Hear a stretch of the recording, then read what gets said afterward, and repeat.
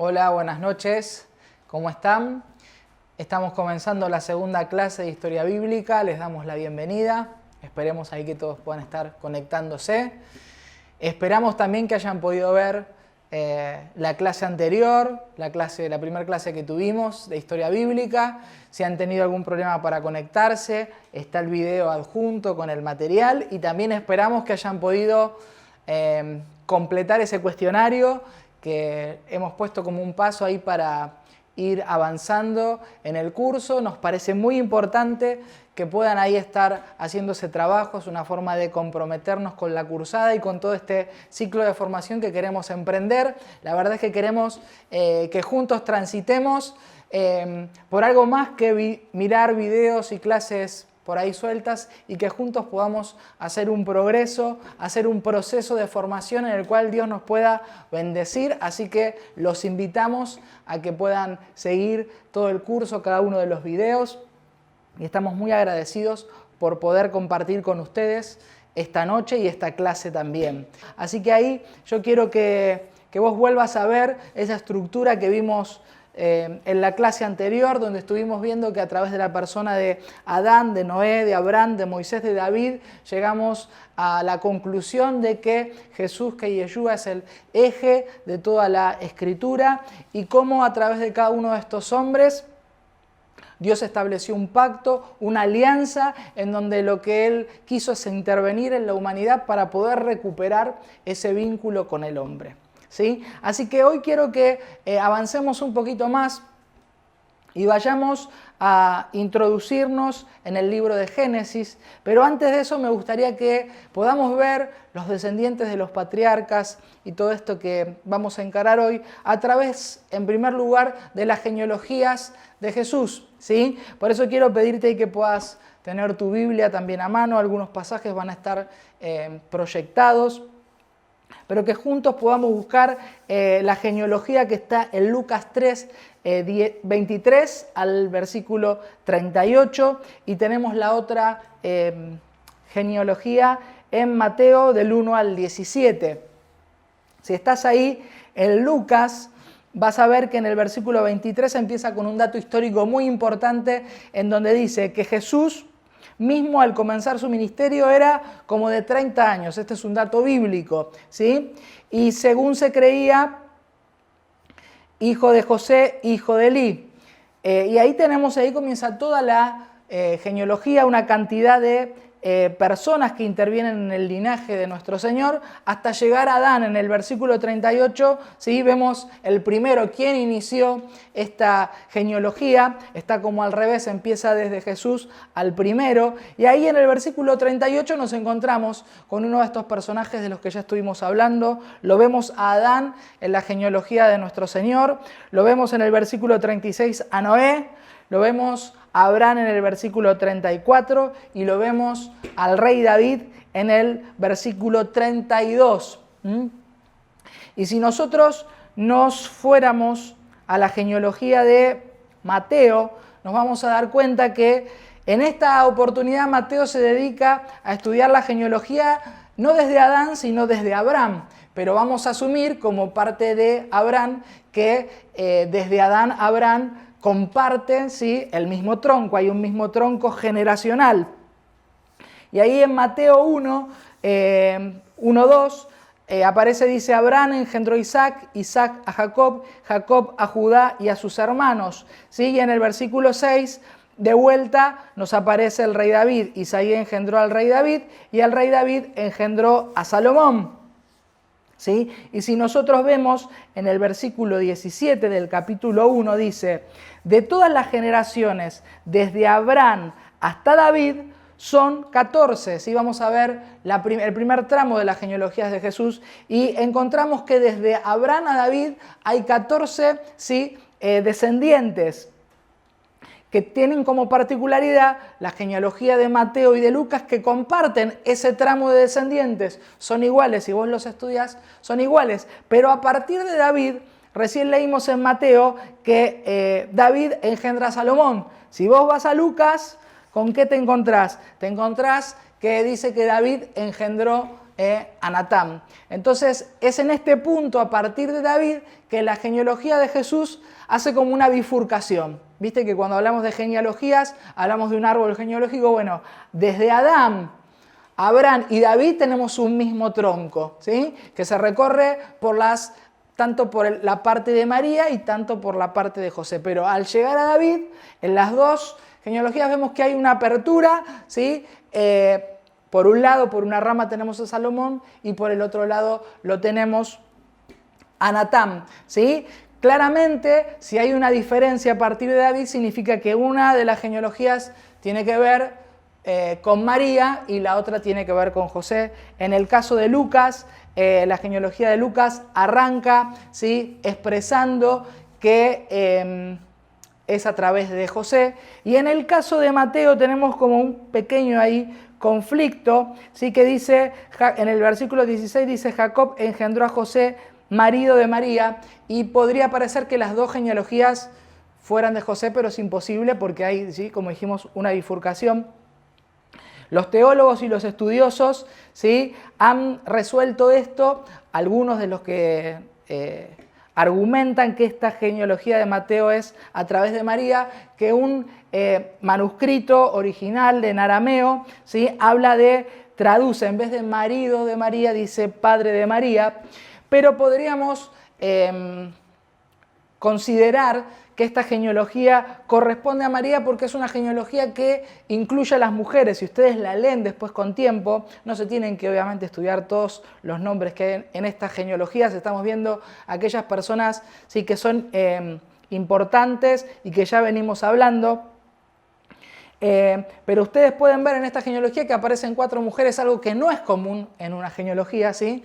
Y aparece Betsabé, Rahab, aparece Ruth, aparece María. Entonces es muy coherente, ¿sí? Quizás decir que esta genealogía de Mateo, ¿sí? Habla por parte de María. Es una genealogía que lo que respalda es la ascendencia real que tiene Jesús, que Jesús vino, ¿sí? De una descendencia real. Y en el caso de la genealogía de Lucas, hablando que viene de José, una genealogía legal, porque José fue su padre legal en la tierra para Jesús, también desde David. O sea que en esta genealogía podemos comprobar cómo esa premisa que habíamos visto en la clase anterior, ¿se acuerdan? Que Jesús tenía que venir de la tribu de Judá, de la raíz de David, se cumple perfectamente por ambas partes. Un dato a considerar, vieron que en la segunda filmina que ahí vimos, plantilla, ya no aparece Moisés, ¿sí? Porque Moisés no está dentro de la genealogía de nuestro Señor, porque nuestro Señor viene de la tribu de Judá y Moisés viene de la tribu de Leví, que es otro de los hijos de Jacob. Esto lo vamos a ver después un poquito más adelante. Pero a través de estas genealogías nos podemos introducir a estos personajes del Génesis y vemos detallado ahí la descendencia de Adán, ¿sí? Te invito, ahora que vayamos a Génesis, vamos a arrancar, después de toda esta introducción, vamos a arrancar con nuestro estudio ordenado de las Escrituras, y ahí te invito a que busques en Génesis, y en Génesis 5 vos tenés los descendientes de Adán, ¿sí? Son 10 hasta Noé, y en el número 7 hay un personaje que es muy importante y que nos queremos detener un poquito, que es la persona de Enoc. Como vos sabés, el libro de Génesis habla con un vínculo entre Dios y el hombre que sufre una ruptura. Como habíamos visto, se rompía esa alianza entre Dios y el hombre. Y a partir de allí, nuestro Dios emprende un plan, pone en marcha un plan para recuperar esa relación con el hombre. Por eso es muy llamativo cuando en el capítulo 5 de Génesis, te invito ahí a que lo puedas buscar, en Génesis 5:21, nos habla de Enoc. La verdad que Enoc es una persona de la que poco se escribe en la Biblia, se dice muy poco, pero lo que se dice es tan importante que quiero que nos detengamos un segundito acá. Y ahí en Génesis 5:21, en el medio de todos estos descendientes de Adán, ¿sí? Que tenés ahí en la placa, Set, Enos, Cainán, bueno, hasta llegar a Enoc en el número 7. Sobre Enoc dice, en el 21, vivió Enoc 65 años y engendró a Matusalem. Y caminó Enoc con Dios después que engendró a Matusalem 300 años y engendró hijas e hijas. Y fueron todos los días de Enoc 375 años. Caminó pues Enoc con Dios y desapareció porque le llevó Dios. Fíjate que el escritor del Génesis se toma el tiempo de explicar y de reforzarlo 2 veces que la característica de Enoc es que Enoc había caminado con Dios. Enoc había sido particular porque había podido vivir algo de eso que se vivió en ese huerto, en ese Génesis que vimos, algo de esa relación que Dios quería tener con el hombre, algo de esa relación que Dios había tenido con Adán en ese huerto, en ese jardín, en esa caminata que Dios tenía con Adán y a esa cita que Adán un día no concurrió, después de su desobediencia, después de su pecado, después de su falla. Adán se siente culpable y no asiste al encuentro que tenía con Dios, ¿sí? A partir de ahí, el Señor siempre en su corazón deseó lo mismo con su creación y con sus criaturas, poder encontrarse con nosotros. Y en Enoc vemos un hombre como este, un hombre que había vivido con Dios. Sus días en la tierra habían sido con Dios. Él había caminado y había compartido con Dios. Me gustaría que podamos leer en Hebreos 11, que es un tratado sobre la fe y donde se ven muchos personajes que han sido destacados por la fe que han tenido. En ese pasaje el escritor de Hebreos se dedica, en Hebreos 11:5, se dedica justamente a destacar la vida de Enoc. Hebreos 11:5 dice, por la fe Enoc fue traspuesto para no ver muerte y no fue hallado, porque lo traspuso Dios, y antes que fuese traspuesto, tuvo testimonio de haber agradado a Dios. Y fíjate este pasaje que el autor, el que sigue ahora, en Hebreos 11, para escribirlo se inspira en Enoc, que muchas veces lo conocemos, lo leemos. Dice, pero sin fe es imposible agradar a Dios, porque es necesario que el que a Dios se allega crea que le hay y que es galardonador de los que le buscan. Así que la vida de Enoc, ¿sí?, para este escritor de Hebreos, lo inspiró a decir estas palabras. O sea que Enoc, en el medio de este Génesis 5, que como habíamos visto en la clase anterior, la tierra se estaba corrompiendo, estaba llena de violencia, el hombre y la vida del hombre estaba fuera de los propósitos y de los planes que Dios había establecido. Vemos que la vida de Enoc, en medio de todo ese contexto, era tan particular, era tan única, sí, que tuvo algo tan especial con Dios, que de hecho su vida es un misterio, ¿sí? Así que así seguimos en la genealogía y llegamos, ¿sí?, a los descendientes de Noé. Noé, como vimos, que tenía con sus hijos una responsabilidad de llenar la tierra, de volverla a poblar después de este nuevo comienzo que nuestro Dios había establecido. Y como dijimos, Noé se sube al arca, ¿sí?, con 3 de sus hijos, y cuando termina el diluvio tienen que empezar a poblar la tierra. La genealogía, los descendientes de Noé los tenemos en Génesis 10. Y en Génesis 10, 1 dice que Noé tuvo 3 hijos, ¿sí? Lo tuvo a Sem, lo tuvo a Cam y lo tuvo a Jafet. Antes que sigamos con esta genealogía, yo quiero que hagamos una ubicación temporal. Hasta acá no la hemos hecho, pero me gustaría que nos ubiquemos antes de seguir, ¿en qué tiempo estamos viviendo? Si nosotros llevamos el conteo que ha hecho el pueblo judío hasta acá, estamos en el año 5780, ¿sí? Y mi propuesta, como sé que tenemos, cuando estudiamos la historia bíblica, muchos datos, muchos eventos, no es que vos puedas recordar fechas precisas, ¿sí? Pero sí que tengamos una ubicación temporal. Por eso quiero en el medio del curso ir dándote fechas redondeadas, aproximadas, para que para vos sea fácil ubicarte.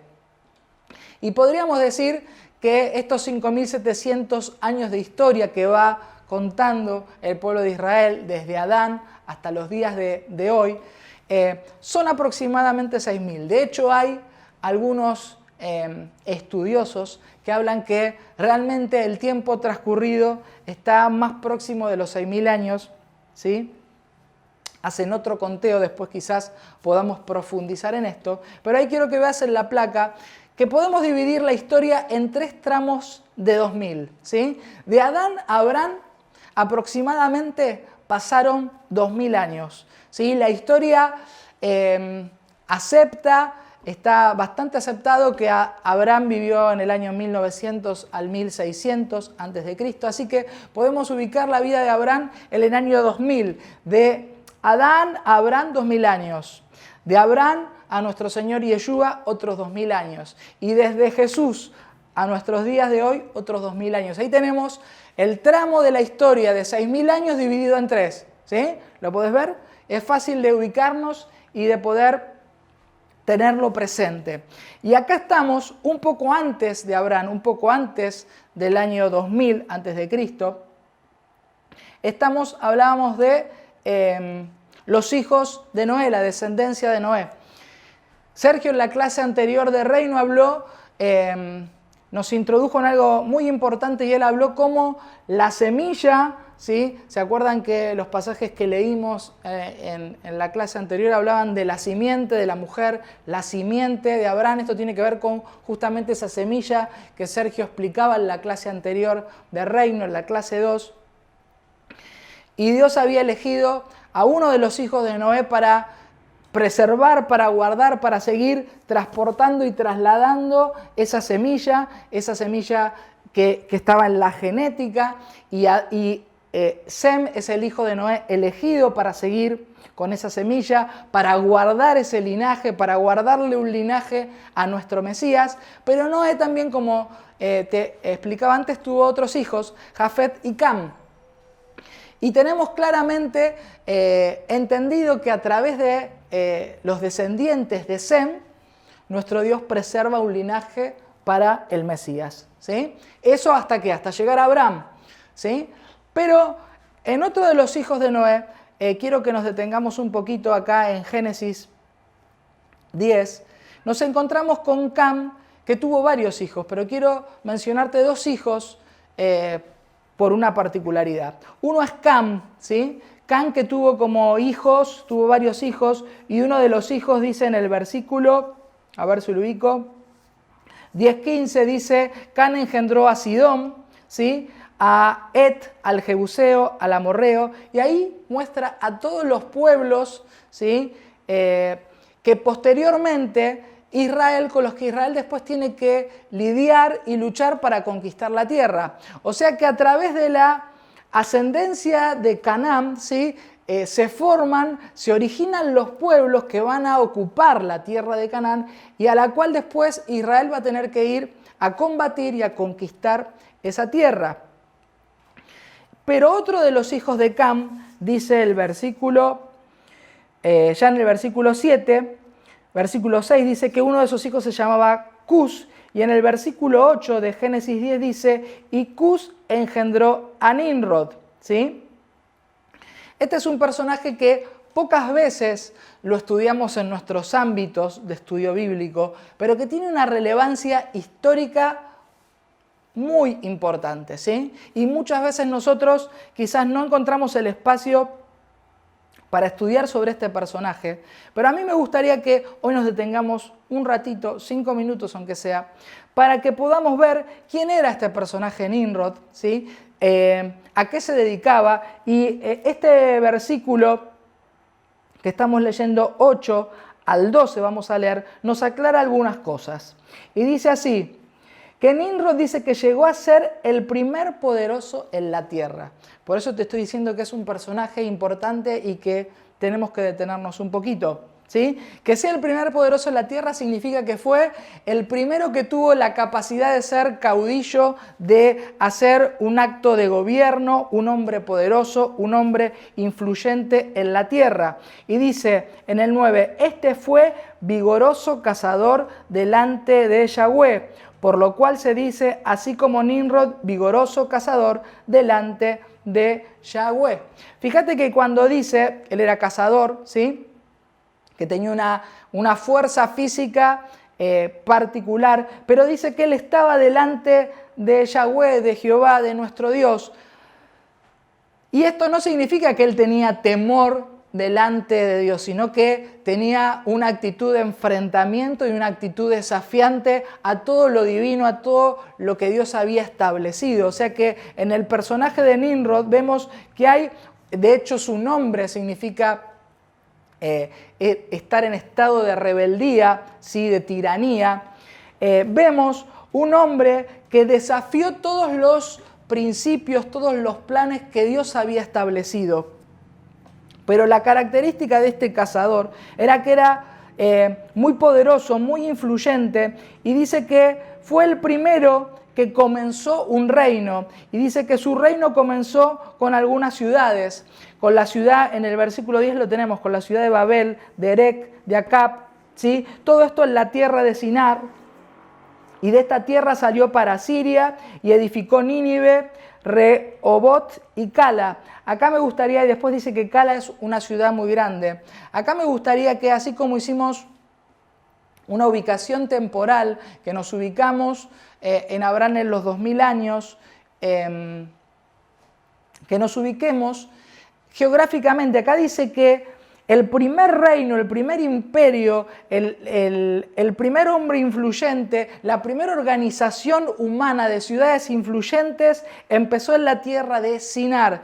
Me gustaría ahí, si podemos ver el mapa, vas a ver en este mapa esta zona y esta tierra que está entre dos ríos. Esto es la tierra de Sinar, es la tierra de la Mesopotamia que está entre el río Tigris y el río Éufrates, ¿sí? Y en ese mapa vos vas a ver que esa zona pertenece a lo que Babilonia después fue, y dice que construyó la ciudad de Nínive y de Cala, que son ciudades asirias. Nínive después fue la capital de Asiria. O sea que toda esta zona, que es tan importante en el contexto bíblico, fue el epicentro de un imperio, ¿sí?, de un reinado humano en oposición a nuestro Dios. Y si ustedes recuerdan, este río Éufrates aparece en el Génesis cuando habla del huerto, o sea que es un lugar muy preciado esta zona, y de hecho está completamente vinculado a todo el conflicto actual de Medio Oriente. Pero toda esta tierra me parece importante que nos podamos ubicar geográficamente, porque es una tierra a la que en la historia bíblica de continuo va apareciendo. Así que vemos que en esta tierra empieza el imperio de Nimrod. ¿Por qué es importante que veamos esto y que hablemos de este personaje tan desafiante ante nuestro Dios? Porque Nimrod lo que inicia es todo un sistema, ¿sí?, político y religioso opuesto a nuestro Dios. ¿Se acuerdan que en el corazón de nuestro Dios, en uno de los ejes, habíamos visto que nuestro Dios quería establecer un reino y un pueblo y una nación? ¿Sí se acuerdan de eso? Bueno, el reino estaba en el corazón de Dios, y este hombre hace algo paralelo, opuesto y desafiante a nuestro Dios. Y dice una historia muy conocida en el versículo 11, que esta gente, que este pueblo, Nimrod y toda la gente que él había influenciado, habían comenzado a construir un edificio. Si lo leemos rápido ahí en Génesis 11, dice: tenía entonces toda la tierra una sola lengua y unas mismas palabras, y aconteció que cuando salieron del oriente hallaron una llanura en la tierra de Sinar, es la tierra que yo te mostré que está entre estos dos ríos, y se dijeron unos a otros: vamos, hagamos ladrillos, cozámoslos con fuego, y les sirvió el ladrillo en lugar de piedra y el asfalto en lugar de mezcla. Y dijeron: vamos, edifiquemos una ciudad y una torre cuya cúspide llegue al cielo, y hagámonos un nombre, por si fuéramos esparcidos sobre la faz de toda la tierra. Fíjense que este pueblo ya se estaba preparando a algún tipo de represalia o medida que Dios tomara, pero claramente ellos querían hacerse un nombre, querían una vida completamente paralela a un sistema divino, y eso es lo que estaban construyendo. Y en el versículo 9 dice que la forma que Dios encontró de ponerle un fin a esto fue esparcir a todas las personas, ¿sí?, sobre la faz de la tierra. Y yo quería explicarte esto para que vos puedas ver que a través de Nimrod lo que se da es el origen a todas las culturas y civilizaciones y todo el sistema de idolatría que después vos vas a leer en toda la Biblia. Pero claramente a través de esta dispersión que se da, por ejemplo, los hijos de Cam dice que toman la zona de Egipto y de Arabia, ¿sí? Los hijos de Jafet se van para Turquía y para Grecia, para el norte de este mapa, ¿sí? Y particularmente los hijos de Sem, ¿sí?, se quedan en esta tierra de Sinar, en esta tierra de Caldea, ¿sí? Y allí es donde se da origen a todas las grandes civilizaciones que después la historia estudia, la civilización egipcia y la civilización sumaria, ¿sí?, que son las primeras civilizaciones que dieron origen a todos los sistemas de idolatría.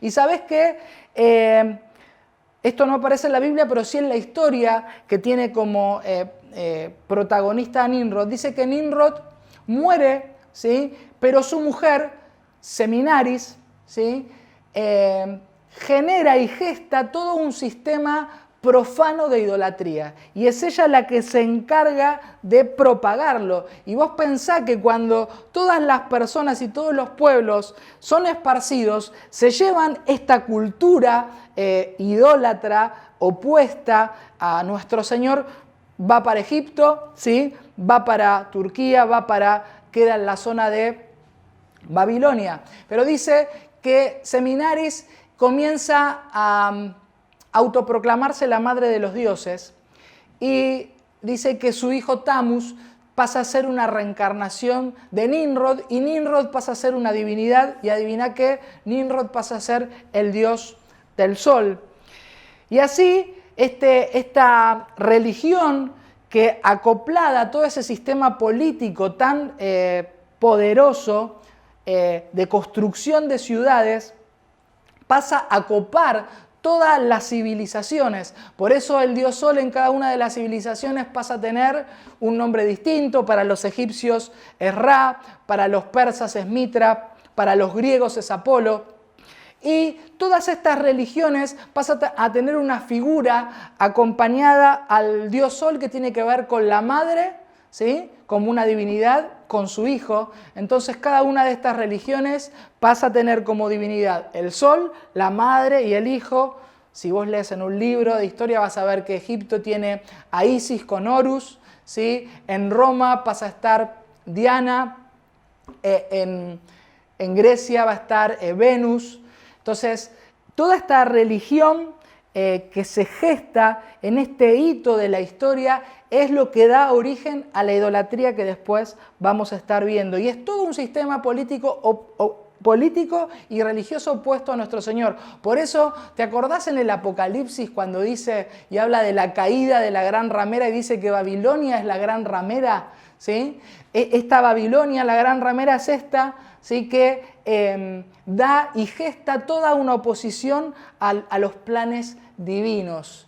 Bueno, ¿cómo estamos ahí? Pudimos ver hasta acá que de los descendientes de Noé tenemos esta bifurcación, tenemos una semilla que está guardada en Sem, y por el otro lado, opuestamente, tenemos todo un sistema paralelo que se opone y que se enfrenta a todo lo establecido por nuestro Dios.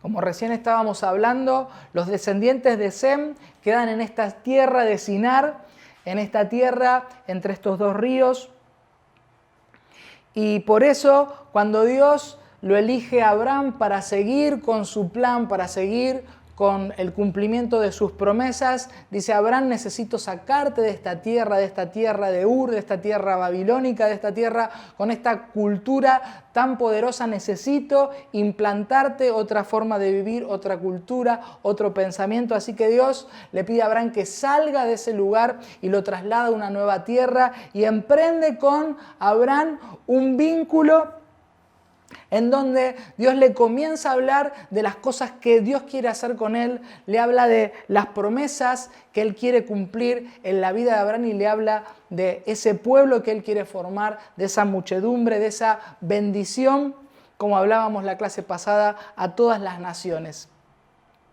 Y entonces Abraham recibe esa promesa tan grande de parte de Dios, pero él claramente ve la dificultad de ese cumplimiento porque él no tenía hijos y su esposa Sara era estéril.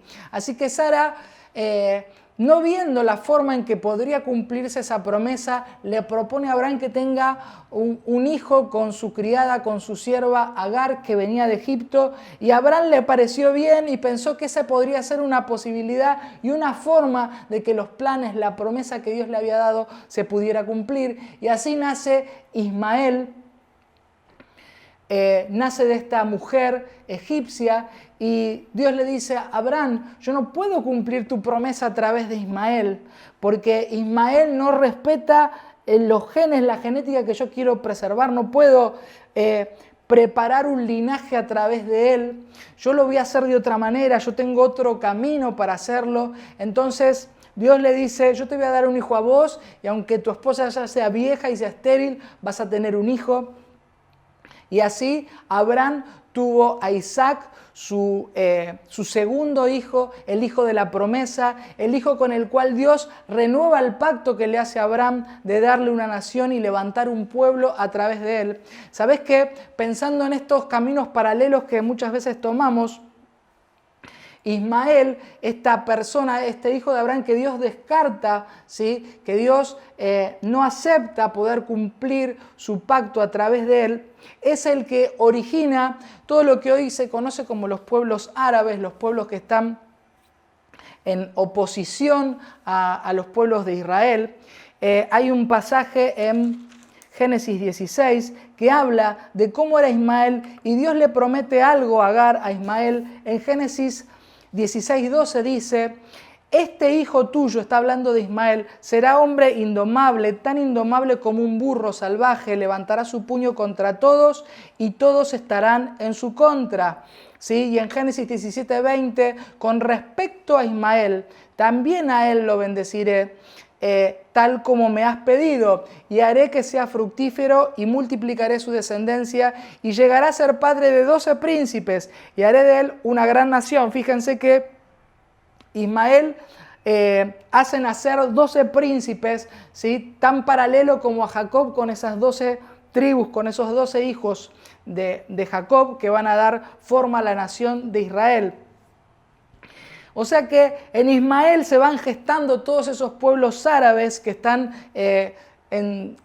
rodeando la tierra de Israel. Y un dato que no vamos a profundizar en este momento, que seguramente después en alguna otra materia vamos a seguir avanzando, pero si vos te transportás 600 años después de Cristo, aparece un personaje que se llama Mahoma. ¿Y sabés lo que hace Mahoma?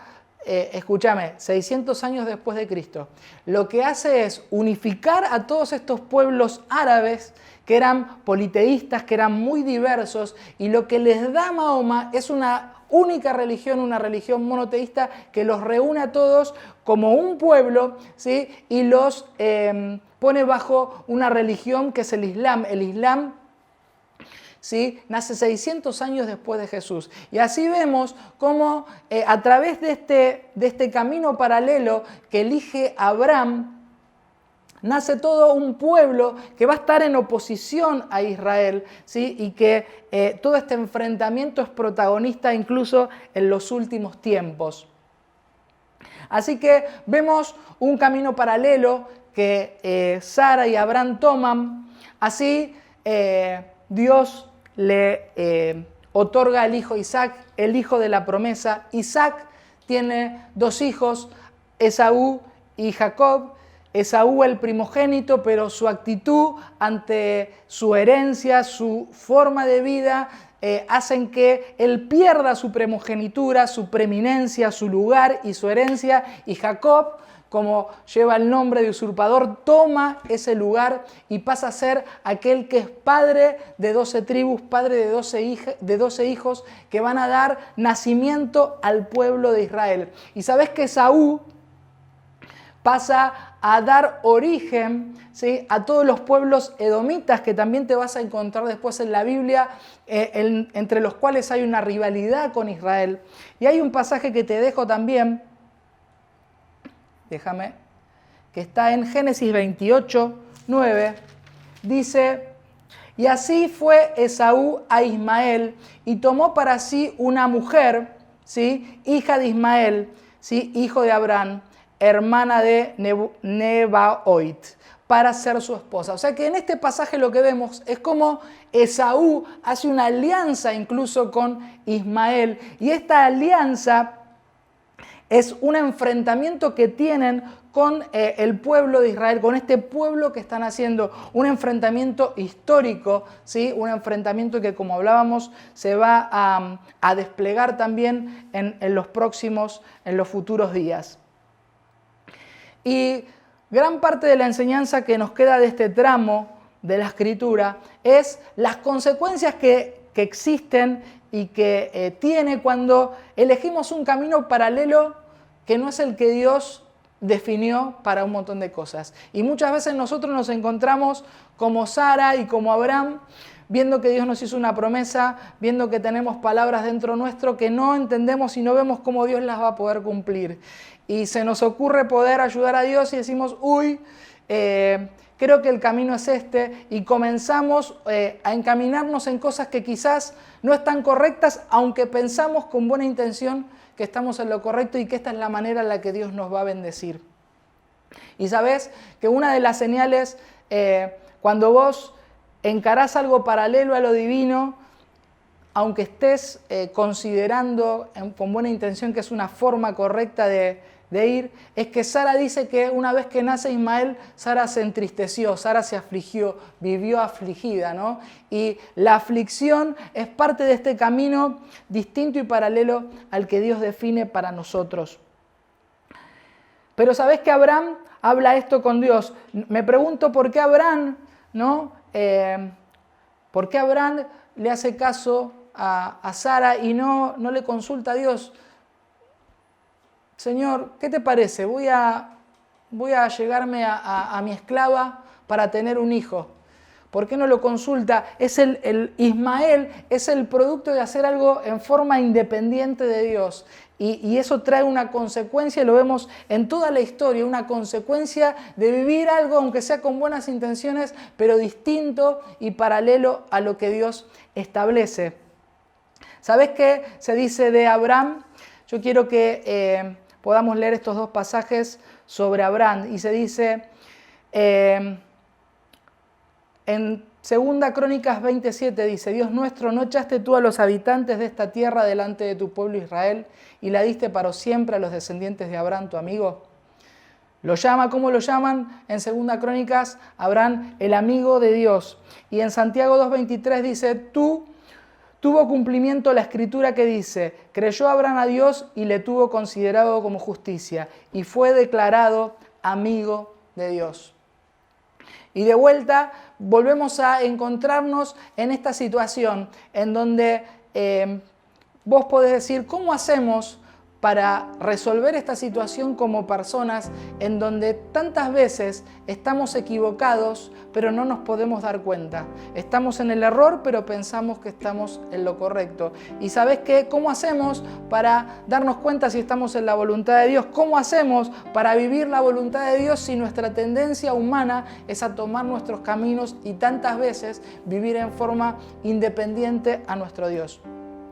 Y como nuestra fe, nuestra vida espiritual no es un mecanismo que uno puede aprender y repetir, si bien la fe se practica, no es una cuestión mecánica, no es una cuestión de hacer algo, no es una cuestión de reglas nomás, no es una cuestión de que te dan las reglas de un juego y vos lo jugás, ¿sí?